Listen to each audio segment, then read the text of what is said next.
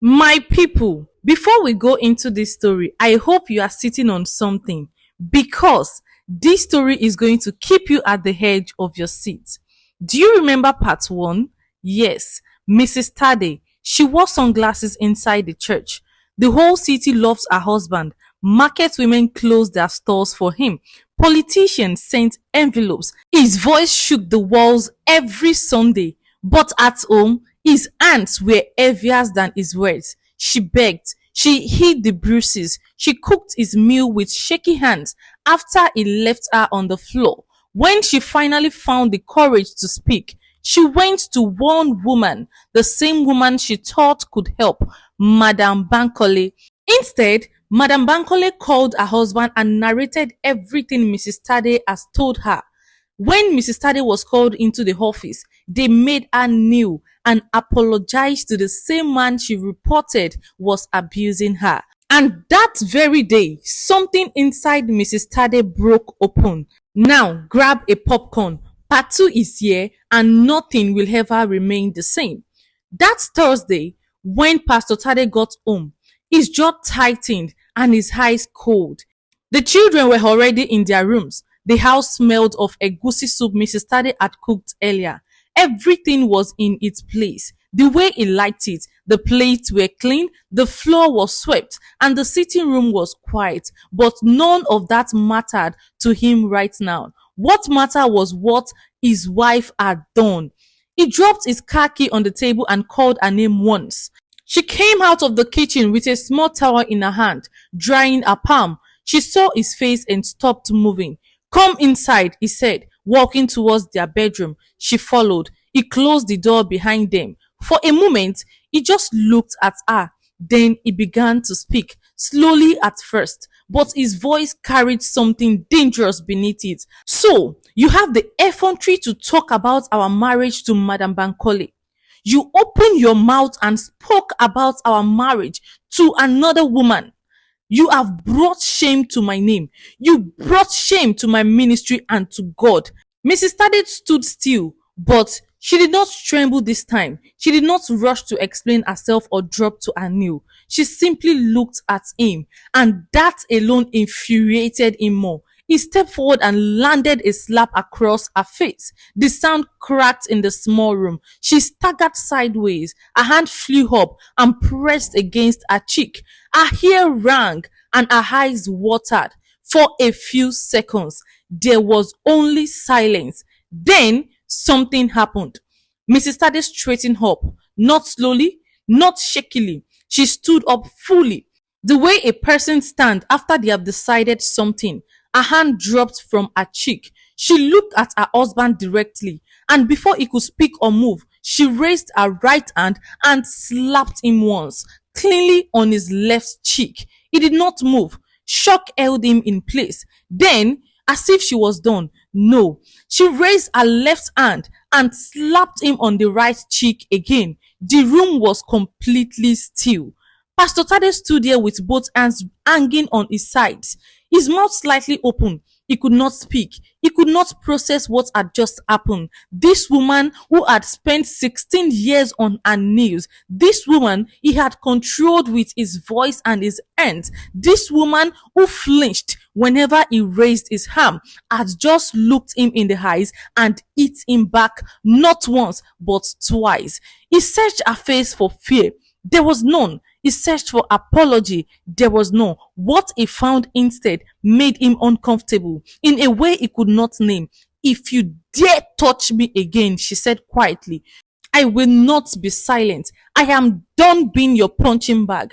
She walked to the door, opened it, and left the room. Something had cracked open inside her, and through that crack, light was pouring in. The next morning, she woke up before everyone else and made breakfast, but she did not carry it to her husband's side of the table the way she used to. She placed everything at the center and called the children to come and eat. When Pastor Tade came out of the room, she looked at him plainly, the way you look at someone you have stopped being afraid of, and said, "Good morning." He said nothing. He sat down and ate. That week, Mrs. Tade called her sister. This is the same person's call she had avoided for years, not because she did not want to pick it, but because her husband made her feel that calling family was a sign of disloyalty. She had believed him. She had been too tired to fight against the belief, but she picked up her phone that Tuesday afternoon while the children were in school, sat on the back veranda, and dialed her sister's number. Her sister picked on the second ring and screamed with joy. She asked where she had been. Sister, where have you been? I always call you, but you don't speak. What is going on? How are you? How is family? How is your husband? Mrs. Tade paused. Then she replied, I am fine now. That is all. I am fine now. It was the most honest thing she had ever said to anyone in years. She started going to the market herself. Before, her husband would make her make a list and give it to a girl in the church to go to the market and get all the things. Not because Mrs. Tade was too busy, but because her husband preferred it that way. He said a pastor's wife should not be seen haggling in the open market. She had accepted that too. The same way she had accepted so many things as wisdom, as covering, as the right way to live, to please her husband. But on this day, she put on a lovely skirt, put on flat shoes, and walked into the noise and the color of the Saturday market with a basket and her own two eyes. She touched the tomatoes herself. She argued playfully with the fish seller about the price. She laughed with the woman who sold crayfish when the woman's baby tried to eat a pepper. She came home sweaty and alive. Her children noticed the change before anyone else did. Her 15-year-old daughter, Simi, started sitting closer to her in the evenings. Her 12-year-old son began asking for advice about things he used to keep to himself. The younger ones just sensed that their mother was warmer somehow, more present and more dear. Simi said to her mother one evening, while they were both peeling oranges in the kitchen, Mommy, you seem different. Mrs. Tade looked at her daughter and smiled. Good different or bad different? Simi thought about it seriously, the way teenagers do when they want to get something right. Good, she said, like you are not afraid of something. Mrs. Tade reached over her and squeezed her daughter's hand. That is exactly how I want to feel, she said. Mrs. Tade decided she would improve her social life. She joined the women's cooperative at the community center 3 streets away. It was a group she had heard about 4 years ago, but never attended.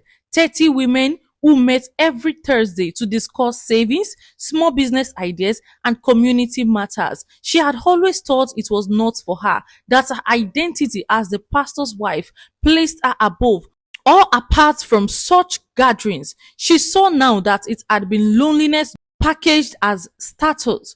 That Thursday, she walked in, introduced herself simply as Folake, not as Pastor Tade's wife, not as the First Lady of City Covenant Church, just Folake. The women welcomed her. They were teachers and traders and nurses and seamstresses. They argued about money and laughed about their husbands and prayed together. They shared food. She felt more at home in that room in 1 hour than she had felt in her own church in years. She started contributing to the group saving. Then she started speaking during discussions. Then she offered to teach a session on personal budgeting because she had always been good with numbers, a skill she had hidden away because her husband handled the family finances and liked it that way. 12 women showed up for her session. They asked questions, they took notes, they thanked her. She walked home that evening and felt for the first time in a long time that she had done something entirely on her own. And Pastor Tade, he watched all of this from a distance, not sure how to come up close. At first, he expected the change to collapse. The same woman he never allowed to speak up, the same woman who was always quiet, the same woman who watched with one eye, expecting his reaction anytime he's angry. He expected that version, the careful version, to return. But guess what? That version did not return. She was not loud or aggressive. She did not argue with him in front of the children or embarrass him in public. But she was no longer afraid. And that absence of fear changed everything. Whenever he raised his voice, she did not flinch. When he made a decision without consulting her, she stated plainly whether she agreed or not. When he told her not to attend the cooperative, she told him it was important to her and she would be going. He did not know what to do with a wife he could not frighten. He tried anger. She stayed calm. That evening, as they were inside their room, he turned to her. What is the meaning of all these things you are doing? Do you think I am impressed with this? How can I talk to you and you go against my word? You know that I am a respected pastor in this society and you are joining cancers with those riffraffs. If you do not stop going to that place, I am going to deal with you. Mrs. Tade didn't yell. She only raised her head slowly, turned to him and said calmly, listen, Mr. Man, you are the pastor. I am not the pastor. And respect is only given to those who are due for it. You see those women you call riffraffs? They are not. They are professionals in their own field. And you will not talk to me in this manner again. Pastor Tade stood there, shaking, confused, as his wife walked out of him, lay on the bed, and she fell asleep peacefully. Then he decided to try silence, withdrawing into coldness for days. He didn't speak to her. When spoken to or asked any question, he will not reply. He withdrew himself totally. And Mrs. Tade filled those days with her children, her cooperative, her sister on the phone, her own prayers in her own corner of the house. One night, he sat on the edge of the bed and watched her reading a Bible. And the thing that crept over him was not anger. It was something he had not felt in a long time. It was shame. How did I even get here? He asked himself. Wait, is it too hard to be a loving husband? I think I have actually pushed this woman to her limit. I really cannot forget the slap she gave me. It seems that slap had reset something in his brain. But Pastor Tade did not change overnight. That would be too clean and too easy. And life is rarely that kind. But the cracking had begun in him too. The following week, a visiting pastor came to City Covenant for a conference weekend. An older man from Ibadan who had known Pastor Tade since he was a younger minister. They had lunch together after Sunday service, and at some point, the old man looked at him and asked quietly without any noise, how is your marriage? It seems as if the Holy Spirit has ministered to the man. Pastor Tade gave the usual answer, we are fine, we are blessed, God is faithful. The older man looked at him for a long moment, then said, Tade, a man cannot preach healing and carry wounds he refused to show anyone. I really cannot tell everything that is going on in your house, but the Holy Spirit is asking me to tell you that God sees everything in that house. And that was it. He said nothing more on the subject. They shook hands and bade themselves goodbye. That night, when Pastor Tade got home, he could not sleep. He lay on his back in the dark, and the faces came. His wife on the floor, his wife in the bathroom, his wife kneeling in Madam Bankole's office, saying sorry, sorry, sorry. The sermons he has preached about love and leadership, while his aunt told different story at home. He thought about his daughter Simi, who was 15. He thought about the fact that she might have been watching everything. He thought about what she might have been learning from him, what she would expect from the man she would someday love. The thought made him sick. In the third month, after the slap had changed everything, Pastor Tade called a counselor, not a church elder, not a prayer warrior, but someone who would manage his image, a licensed therapist, a woman who worked with families and couples and who had no interest in protecting anyone's reputation. He went alone the first time, then a second time. Then he asked his wife quietly, Honey, I am trying to see a counselor. Please, can you come with me? Mrs. Tade looked at him steadily. She thought about it for 2 full days. Then she agreed. Yes, I will come with you, she said. She went. They sat in the small room with 2 chairs facing each other. And for the first time in 16 years, they spoke the truth in the same room at the same time to someone who was not afraid of it. It was not romantic. It was not dramatic. It was painful and slow. And sometimes it felt like opening something that had been sealed shut for too long. but they went back. Weeks after weeks, they went back to the therapist because there were 4 children who deserved parents who were trying, even if trying was all they could do for now. The road was long. Some weeks were harder than others. Trust, once broken the way it had been broken, does not repair itself quickly. Mrs. Tade knew this. She was not waiting for a perfect ending. She was building a life that was hers, whether or not her husband became someone she could fully trust again. But she was no longer hiding, and that, she knew, was the beginning of everything. And what this story wants you to know is that domestic violence does not always look like what we expect. It does not always happen in poor homes alone, or uneducated homes, or homes without God. It happens in beautiful houses with shining tiles. It happens behind calm faces and expensive suits. It happens in homes where the neighbors think the husband is wonderful. Abuse wears many faces. It wears the face of control, telling a woman what she can wear, where she can go, who she can speak to. It wears the face of isolation, cutting her off from family and friends until she has no one left to turn to. It wears the face of spiritual language, using scriptures and ministry to silence her, to make her feel that suffering is devotion.